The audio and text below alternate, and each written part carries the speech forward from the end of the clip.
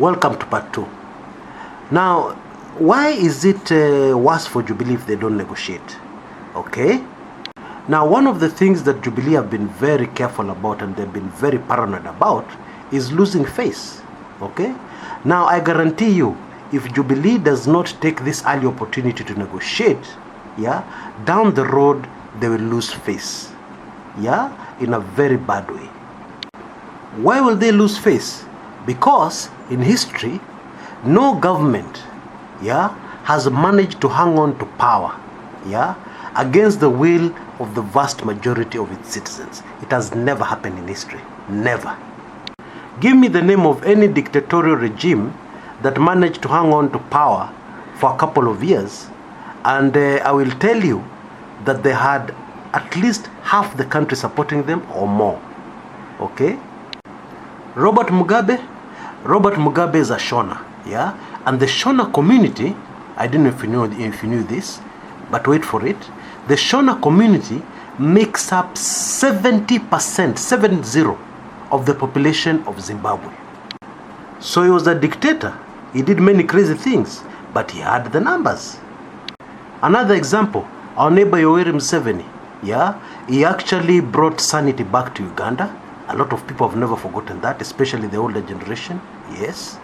And if you go up country to the rural areas, Museveni still has quite a lot of solid support. Okay? Now, I understand that support is dwindling rapidly, but he has managed to hang on to power these years because of numbers.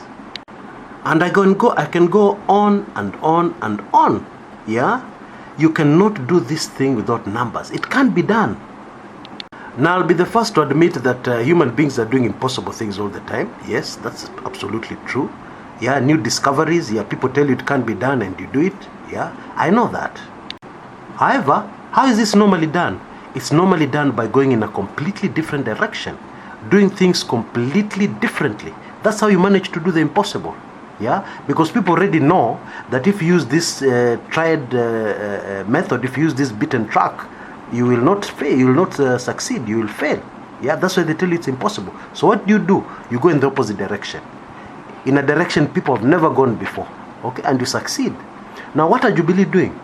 They're using 70s and 60s tactics, to try and do something they've been told is impossible. They use the same old tricks. Dictatorial, clamping down on people, iron fist, threatening people. It can't work. And because it can't work, what is going to happen, which is very predictable, is that somewhere down the road, Jubilee are going to be forced to do what they do not want to do. Tell me if that is not losing face. They're going to be forced by circumstances to do what they do not want to do at all costs. Okay? That's what normally happens. And to make matters worse, those who are opposing Jubilee, they are ahead in their game. They know exactly what they're doing.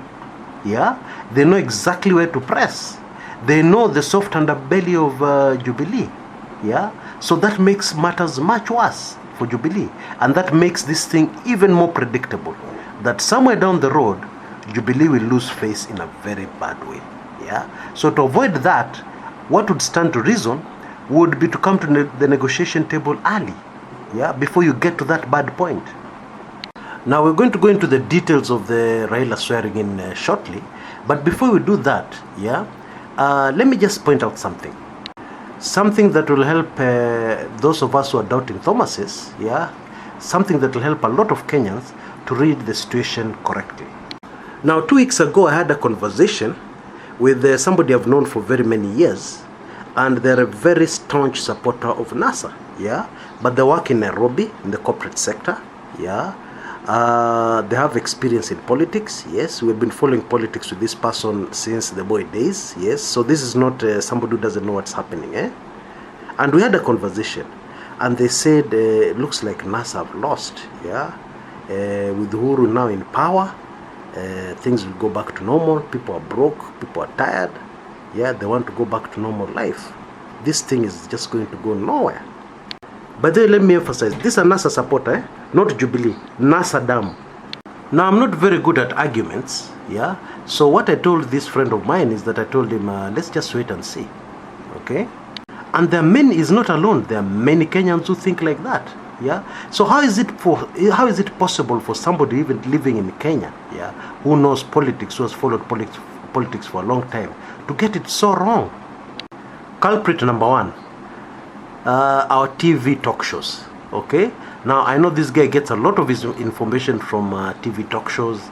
He listens to people talking on TV, etc., etc. Yeah. And that can cloud your judgment very, very quickly. I will give you just one example, okay? This treason thing, yeah, if somebody is sworn in, it's treason according to the laws of Kenya, okay? Now, if you have to rely on TV talk shows, yeah, and you listen to both sides, they normally bring Jubilee and they balance it out, yeah? You would be convinced that, hii Kenya iko na sheria, this Kenya has got very serious laws. You mean if somebody just swears themselves in, they can actually be charged with treason?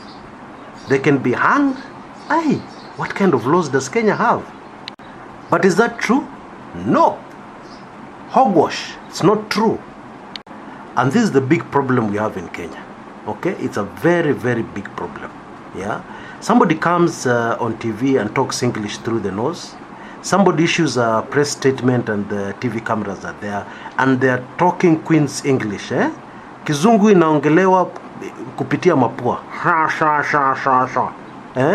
And they believe because this guy is talking English correctly, one, is very intelligent, two, they cannot be wrong, just because they're talking Queen's English.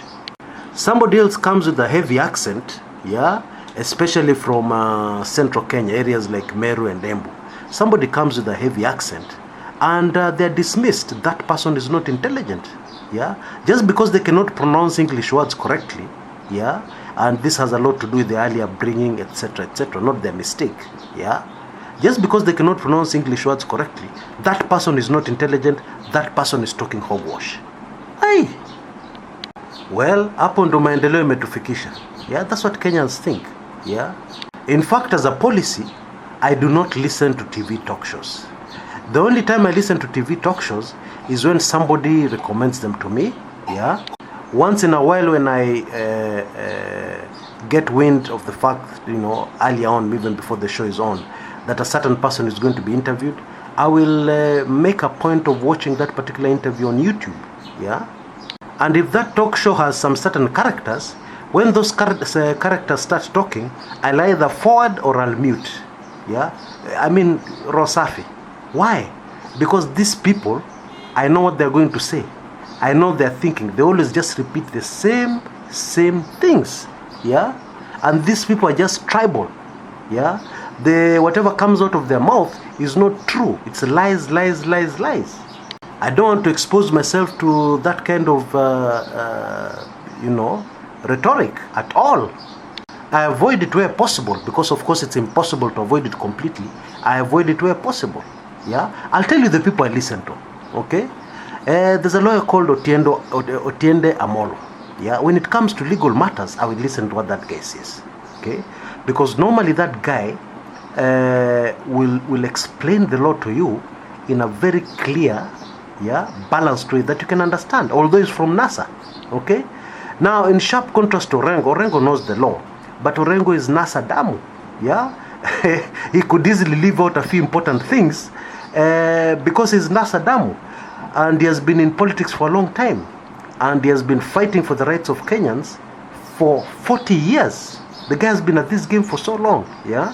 So, Orengo, I'll listen to him, of course. But what he says, I will take with a pinch of salt.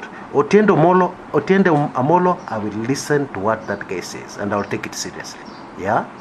Because I want to be balanced. Yeah, I don't want to lean too much to one side. I want to be balanced. And most of all, I want the truth. Okay, now to balance out, when I listen to Orengo, to balance out, I would also maybe listen to a Jubilee lawyer called Kamotho Waiganjo. Now, Kamotho Waiganjo is of course Jubilee, yeah, but I find him balanced. Yeah, when he's talking about legal matters, he leaves politics out of it. Yeah, so I tend to listen to what he's saying, yeah, to his point of view, yeah, because it's good to listen to both sides, But I avoid as much as possible listening to people who will just spew propaganda, yeah, people who will just speak things, the same things in different words, yeah. For instance, I do not know why this TV station still insists on inviting some certain people, yeah, for these talk shows. Yeah, they should have already gotten the hint earlier. I'll not mention names. Yeah, that inviting these people is downgrading the content of what they're producing. Yeah, so I'd also advise you to be very careful what you listen to, because when you could listen to talk shows and you start getting a view which is from Barbados. Yeah, it's not somebody on the ground in Kenya. Now, most of us avoid a man called Moses Kuria because we know what he speaks. We know every time he opens his mouth what is bound to come out. Okay? But I also consider people like Kimani Ichung'wah on the same level with Moses Kuria. Okay? Those are people I avoid listening to. Yeah? And I believe that is my right. Yeah? My democratic right to do that. Yeah? Anyway, in the next episode, we'll go a bit deeper into this, and then we'll also tie it all up with the details of the NASA swearing and exactly how they plan to do it. Yeah, the legal anchors they're going to use to be able to do this. Yeah, I think that should be interesting.